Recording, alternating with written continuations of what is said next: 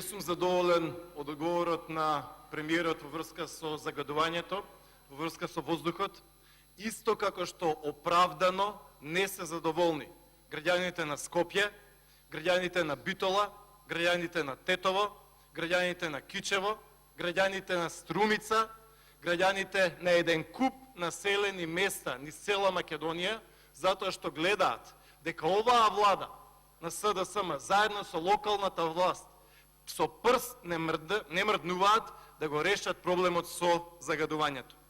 Господин Заев, ние пред 2 дена во овој парламент имавме јавна расправа на која што беа еден куп граѓански активисти. Добар дел или одреден број од тие граѓански активисти беа во шарената револуција, ги поддржаа вашите кандидати, ја поддржаа вашата влада. Тие луѓе се разочарани од вашата влада. Тие луѓе самите велат, па како ќе се набавува 10 пати повеќе пари за мебел и за автомобили и за возила, одошто за менталниот воздух. Еве ќе ви кажам уште неколку примери. Вие велите дека владата не набавила нови возила. Па дали набавивте оваа 2018 година 48 нови возила Volkswagen Passat?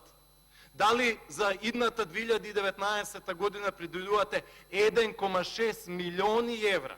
1,6 милиони евра за лубриканти, а истовремено секој ден, секоја недела, секој месец имаме апели за 5.000 евра, за 10.000 евра, за 20.000 евра за луѓе, деца, младинци да се лекуваат. Значи секој ден се прават акции за собирање на 5, 10 или 20.000 евра за лекување на луѓе, за спасување на животи, а истовремено ставката за нови возила и мебел е 7 милиони евра, ставката за договорни услуги е 8,6 милиони евра, а ставката за амбиентален воздух не е ниту милион евра. 0,7 милиони евра.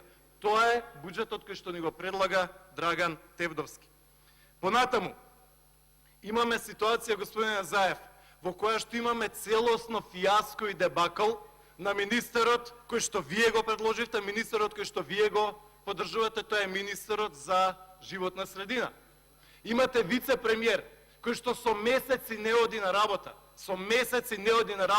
а се седи на работното место.